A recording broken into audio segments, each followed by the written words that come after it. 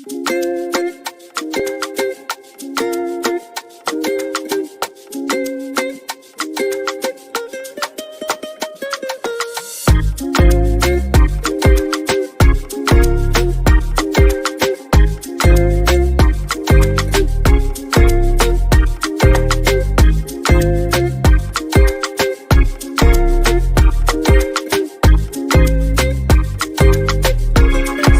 warahmatullahi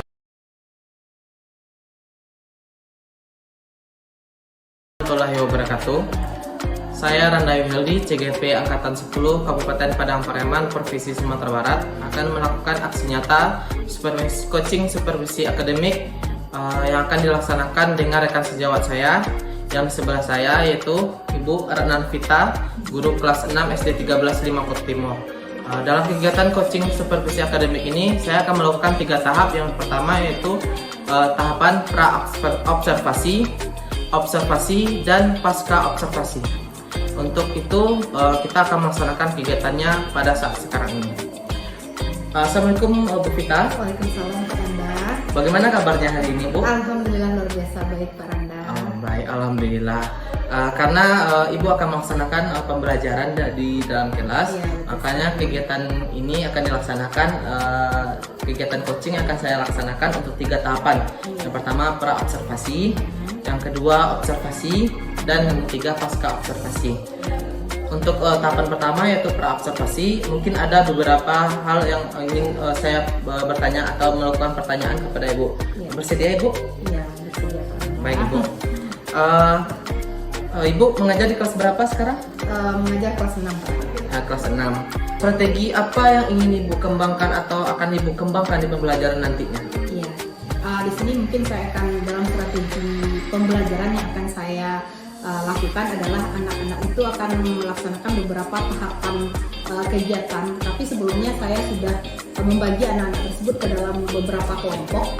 Beberapa kelompok ini saya desain berdasarkan gaya belajar anak gitu, karena kita lebih fokus pada pembelajaran berdiferensiasi sesuai dengan kebutuhan anak. Jadi saya mengelompokkan anak itu sesuai dengan bakat dan minatnya Pak Randa. Misalnya ada anak nanti yang mungkin gaya belajarnya lebih suka cenderung dia visual, nanti saya kelompokkan sama-sama visual. Kemudian ada yang berupa audio, saya kelompokkan dia sama-sama audio. Kemudian ada yang kinestetik nanti. Jadi dengan melalui pembelajaran berdiferensiasi, harapan saya nanti kebutuhan anak itu terpenuhi Pak Randa. Contohnya nanti ketika dia melakukan presentasi yang misalnya contohnya dia ada lebih suka tertarik visual, nanti saya minta dia merekam kegiatan pembelajaran, kegiatan wawancara yang sudah dilakukan di lapangan. Saya minta dia merekam, kemudian nanti dipresentasikan melalui PowerPoint, nantinya melalui slide atau infocus. Nanti setelah itu mereka mampu dengan adanya gambar atau visual yang sudah mereka lakukan, jadi mereka itu lebih nyaman belajar gitu. Nah kemudian untuk yang mungkin anak-anak yang mempunyai kebutuhan audio, mereka itu lebih cepat mendengar gitu. Jadi saya minta mereka untuk mencatat apa yang dilakukan ketika tahapan wawancara gitu, untuk mencatat gitu. Nah kemudian untuk yang kinestetik mungkin karakteristik anak-anak ini mungkin lebih cenderung untuk actionnya gitu karena. Jadi saya minta dia membuat sebuah peta konsep mapping secara berkelompok, kemudian melalui peta konsep itu tergambarlah hasil wawancara dari anak yang kinestetik tersebut. Kemudian mereka secara berkelompok pun mempresentasikannya. Baik Bu. Jadi kira-kira strategi yang saya tangkap tadi bahwasanya strategi yang Ibu siapkan yaitu Ibu akan membuat gaya belajar peserta didik dengan menggunakan pembelajaran berdiferensiasi ya Bu ya. Dan juga Ibu menggunakan teknik presentasi berdasarkan kelompok belajar dari pembelajaran berdiferensiasi tadi. Dan salah satunya lagi yaitu dalam pembuatan mapping atau peta konsep dalam mengusulkan materi pembelajaran yang akan Ibu laksanakan. Baik Bu, pertanyaan selanjutnya, kira-kira area pengembangan apa yang hendak Ibu capai nantinya? Ya, mungkin area pengembangan sini Pak Randa, saya ingin tuh anak itu mampu memiliki kemampuan bahasa yang bagus ketika dia itu melakukan presentasi itu Pak Randa. Jadi melalui kegiatan ada tadi wawancara, kemudian presentasi, harapan saya nanti anak itu mampu memiliki public speaking yang bagus ketika melakukan presentasi. Jadi pengembangannya di sana Pak Randa, ketika dia belajar di lapangan wawancara dengan tokoh masyarakat, dia mampu mempresentasikannya kembali dengan bahasa yang baik gitu. jadi bagaimana peningkatan dari kemampuan anak dalam public speaking ya Bu ya, dalam memberikan presentasi nantinya. Ya, pertanyaan terakhir Bu, kira-kira media pembelajaran apa yang ingin yang Ibu terapkan nantinya? Ya, mungkin kalau untuk media pembelajaran saya akan menggunakan Infocus, kemudian beberapa tayangan video video di awal. Setelah itu ada tadi kan berupa pembuatan peta konsep oleh siswa. Jadi mungkin ada berupa produknya itu setiap siswa itu berbeda-beda gitu. Tergantung kebutuhannya tadi, kalau dia audio dia mungkin berupa hasil catatan hasil catatan yang dia dengar gitu. Kalau dia video, kalau dia visual ada rekaman videonya. Kalau dia kinestetik tadi sebenarnya kita agak sulit juga ya untuk kinestetik ini, kalau dapatkan ada gamenya gitu biar lebih ada aksinya. Tapi karena di sini prinsipnya demonstrasi penanaman nilai-nilai Pancasila berdasarkan wawancara, jadi saya lebih fokus kepada anak itu supaya ada tindakannya. Mereka membuat peta konsep konsep mapping, jadi mereka mempresentasikan dari peta konsep ini. Baik Bu. Jadi tadi yang kesimpulan saya lihat tadi bahwasanya tadi salah satunya lagi media pembelajaran yang akan diterapkan dalam fokus pada penggunaan proyektor atau Infocus nantinya Ibu ya. Terima kasih untuk kegiatannya Ibu. Kita tunggu nanti kegiatan observasi berikutnya kegiatan kita hari ini. Cukup sampai di sini kegiatan kita Ibu. Terima kasih atas kesempatannya Bu dan telah meluangkan waktunya kepada saya dalam kegiatan ini. Saya sudah. Assalamualaikum warahmatullahi wabarakatuh.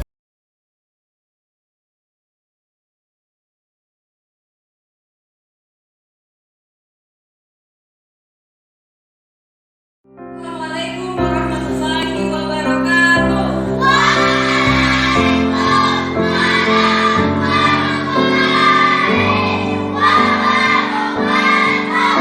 Pagi semuanya. Oke, bagaimana kabarnya pagi ini?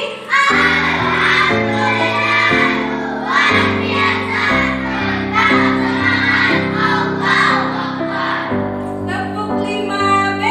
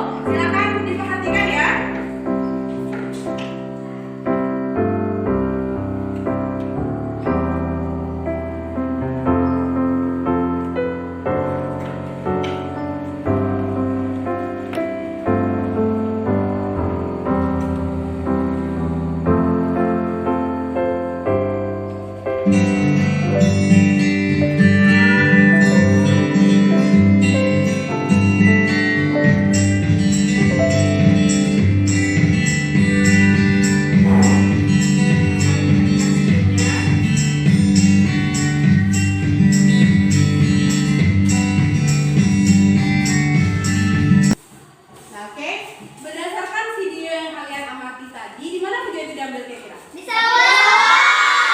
Wah, betul sekali ya. Video itu tadi diambil di sawah. Nah, kira-kira apa yang ada di sawah tersebut? Tikus. Apa lagi? Ular. Apa lagi? Serangga. Oke, bagus. Apa lagi? Burung. Apa lagi? Padi. Ada padi. Bagus. Apa lagi? Ular. Ada Tikus. Nah, jadi yang Anda saksikan tadi adalah sebuah kehidupan yang ada di Sawah. sawah. Tadi ada padinya, kemudian ada tikus, ada ular, ada apa lagi, ada nyamuk dan sebagainya. Nah, hari ini kira-kira berdasarkan video tadi, apa kira-kira pelajaran kita hari ini? Sebentar. Nah, ya kita hari ini akan mempelajari rantai makanan. Nah, sebelum kita menerangkan apa itu rantai makanan, kita akan membuat terlebih dahulu rantai makanan ekosistem sawah. Nah, di sini ibu ada bawa ini apa? Padi. Oke, ini gambar apa? Ular. Oke, ini apa?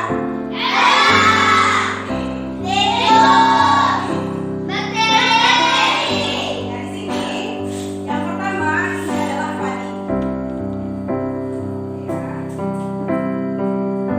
Nah, kira-kira ini padi. Di antara yang gambaran ibu bawa tadi, siapa yang makan padi? Tikus. Tikus yang makan padi? Betul. Makan di sini ya. Berarti tikus makannya adalah Padi. Nah, kemudian tikus ini dimakan oleh apa? Ular. Jadi yang makan tikus adalah ular. Oke. Ya.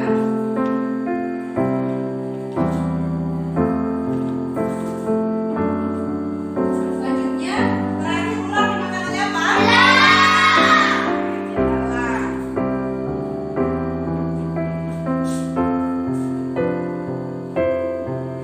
Nah, elang selanjutnya, elang makannya apa? Bakteri. Oke, berdasarkan ekosistem sawah ini, aku mau tanya kira-kira padi ini posisinya sebagai apa? Kali ini adalah sebagai produsen. Produsen. Nah, kenapa padi disebut sebagai produsen? Ya, bagus sekali. Produsen adalah makhluk hidup yang bisa menghasilkan makanannya sendiri. Contohnya padi. Apakah ada padi makan tikus? Padi bisa menghasilkan makanannya sendiri melalui sinar matahari dan air. Jadi dia tidak butuh orang lain. Dia bisa memproses makanannya sendiri. Jadi disebut dengan produsen. Nah, kemudian ada tikus. Tikus ini apa yang dimakannya? Tikus ini disebut dengan konsumen. Ya, adalah konsumen atau mengkonsumsi. Konsumen. Konsumen itu ada beberapa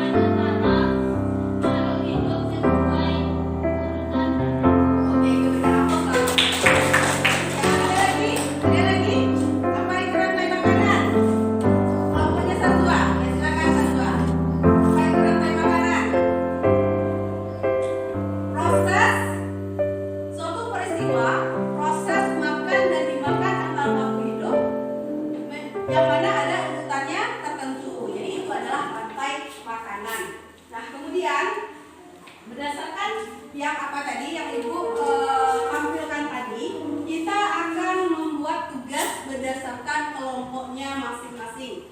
Nah, Ibu sudah membagi kalian berdasarkan kelompoknya. Selanjutnya, anak-anak sekalian akan membuat ekosistem berdasarkan apa yang sudah Ibu bagikan. Nah, di sini untuk kelompok 1 akan membuat ekosistem laut. Ya. Kemudian untuk kelompok 2 akan membuat ekosistem hutan. Dan kelompok 3 akan membuat ekosistem sawah. Nah, caranya silakan anak-anak sekalian perhatikan gambar demi gambar yang ada di kertas itu. Silakan perhatikan yang mana posisinya sebagai produsen, yang mana posisinya sebagai konsumen, tingkat 1, tingkat 2, dan tingkat 3, dan yang mana posisinya sebagai bakteri. Silakan diunjukkan menjadi sebuah rantai makanan. Ada pertanyaan, berarti? Mengerti semuanya? Kelompok 3 mengerti? Ada pertanyaan? Bisa bekerja dalam kelompok? Silakan bekerja dan saling bekerja sama ya, dan bertanggung jawab. Silakan. Ya, buatannya seperti contoh yang diberikan. Silakan digunting kertasnya. Bekerja sama saling gunting. Silakan gunting ya.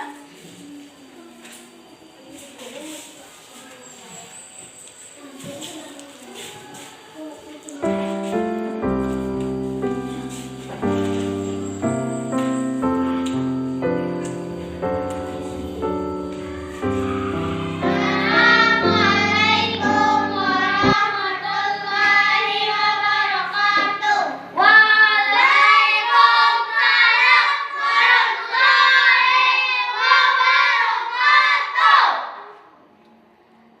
Kami dari kelompok 1 akan mempresentasikan hasil kerja kami. Nama saya Kenzi dan teman saya Tika dan Resya. Kami akan mempresentasikan tentang ekosistem laut. 1. Fitoplankton sebagai produsen karena dia bisa menghasilkan makanan sendiri. Zooplankton sebagai konsumen tingkat 1 karena dia bisa zooplankton sebagai konsumen tingkat 1 karena dia memakan fitoplankton. Ikan kecil sebagai konsumen tingkat 2 karena dia memakan zooplankton. Ikan sedang sebagai konsumen tingkat 3 karena dia memakan ikan-ikan yang kecil. Ikan besan sebagai konsumen tingkat 4 karena dia memakan ikan sedang. Lalu ikan besan mati menjadi bakteri. Oke, kita berikan aplaus ya untuk kelompok 1. Silakan kembali ke tempat, kelompok 1. Soal nomor 1. Hewan yang tepat untuk mengganti huruf B dan Q pada rantai makanan di atas adalah B.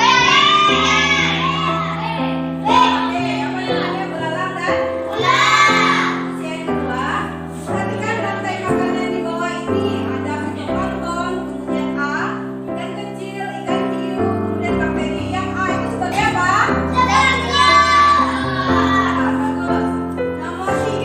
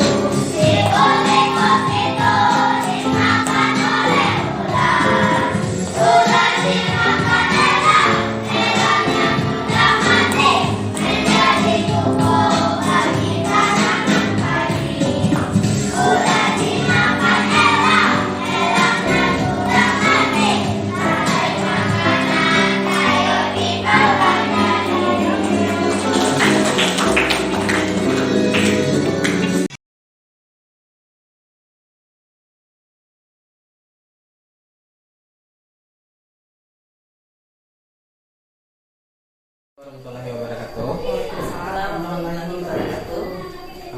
Baik Bu Vita, setelah selesai kegiatan observasi yang telah Ibu Vita lakukan, yaitu Ibu Vita lakukan pada hari Kamis tanggal 29 Agustus 2024, yaitu Ibu mata pelajaran yang Ibu ambil adalah IPAS, yaitu materi tentang rantai makanan, ekosistem di bagian lebih spesifiknya rantai makanan.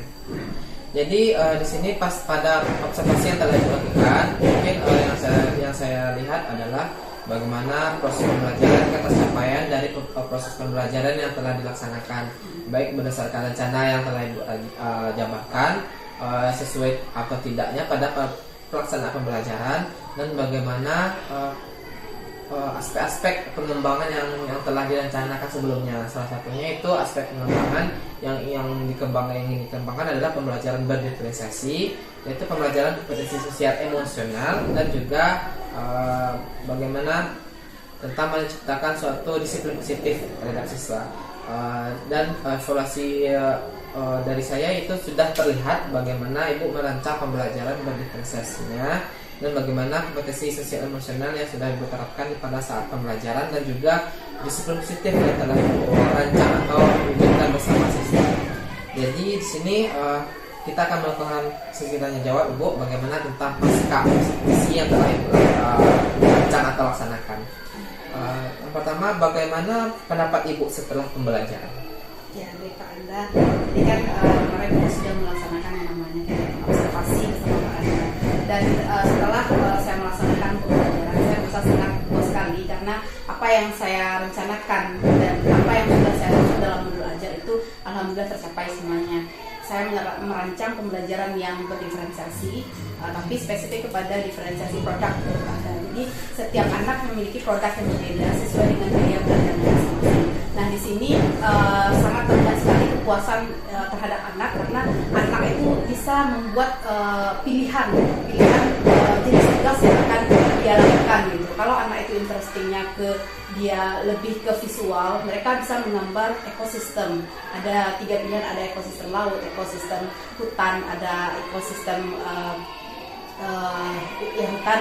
Nah jadi mereka bisa memilih gitu. Itu kalau terpenuhi kebutuhannya ketika dia memilih bentuknya itu menggambar, kalau dia itu visual gitu kan. Kemudian ada opsi yang lain, anak-anak itu bisa memilih bermain peran. Nah di sini mungkin terpenuhi kebutuhan anak yang kinestetik. Jadi anak itu ketika dia bermain peran misalnya ekosistem sawah, ada yang berperan sebagai tikus, kemudian ada yang berperan sebagai ular gitu. Jadi mereka materi yang disampaikan secara berdiferensiasi oleh guru ketika dipraktekkan dengan berdiferensiasi di produk oleh siswa, jadi mereka itu merasa puas dengan apa tugas yang dilakukan sesuai dengan gaya belajarnya gitu Pak. Kemudian ada yang anak yang ada kinestetik tadi, dia bermain peran visual, dia menggambar gitu. Kalau dia anak yang audio, dia mengambil intisari dari presentasi yang dilakukan oleh kawannya.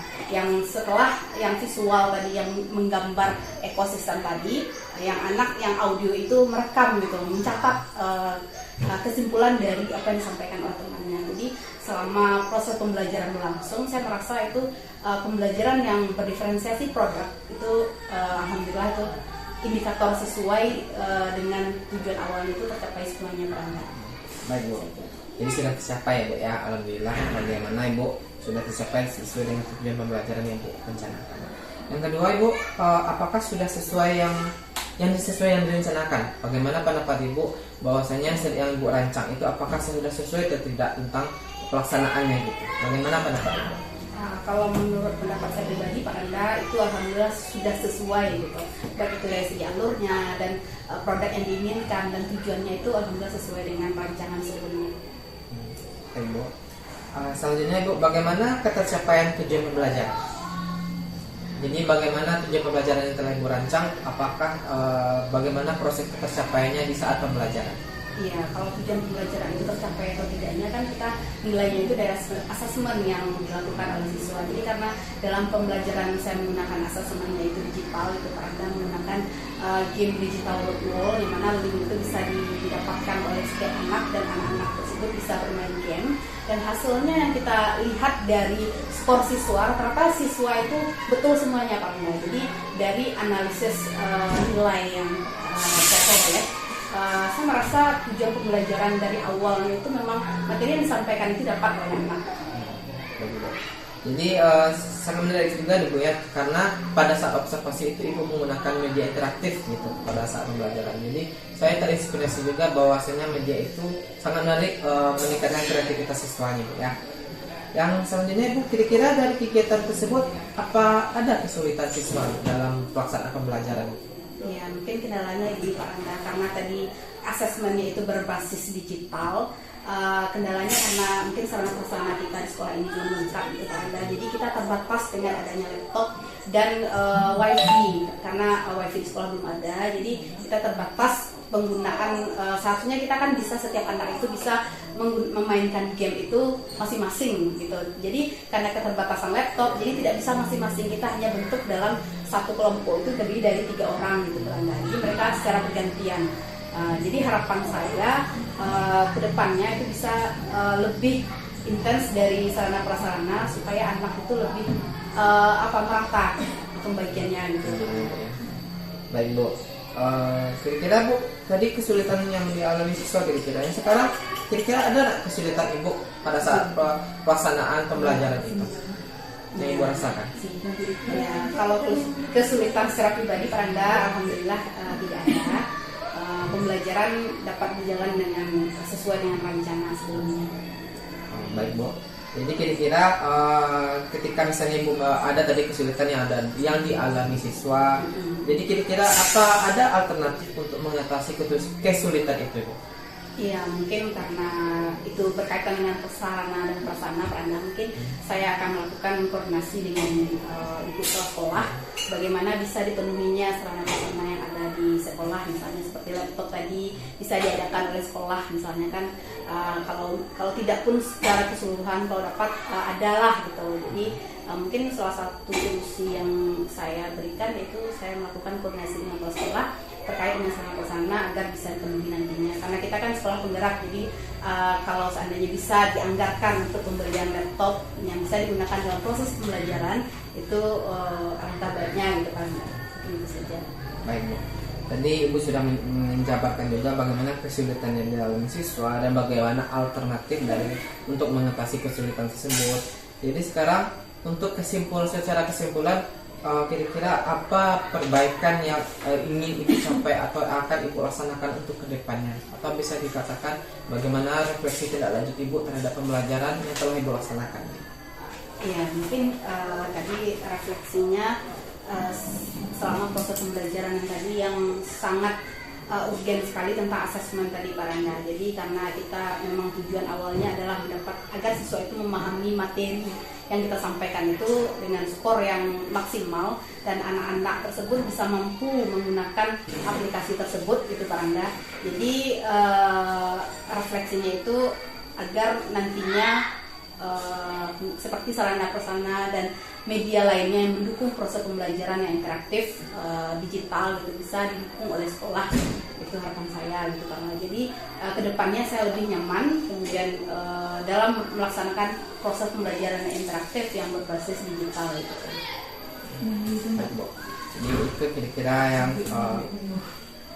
yang ingin kita bahas dalam pasca observasi ini Bu ya. Jadi mudah-mudahan rencana tindak lanjut ini bisa kita tingkatkan dan bisa Ibu kembangkan untuk kedepannya bagaimana pembelajaran ini sesuai dengan yang apa yang kita harapkan itu. Dan Ibu terima kasih atas waktunya pada saat sekarang Bu. Saya sebagai yang untuk supervisi Ibu sekarang, jika ada salah mohon maaf. Assalamualaikum warahmatullahi wabarakatuh.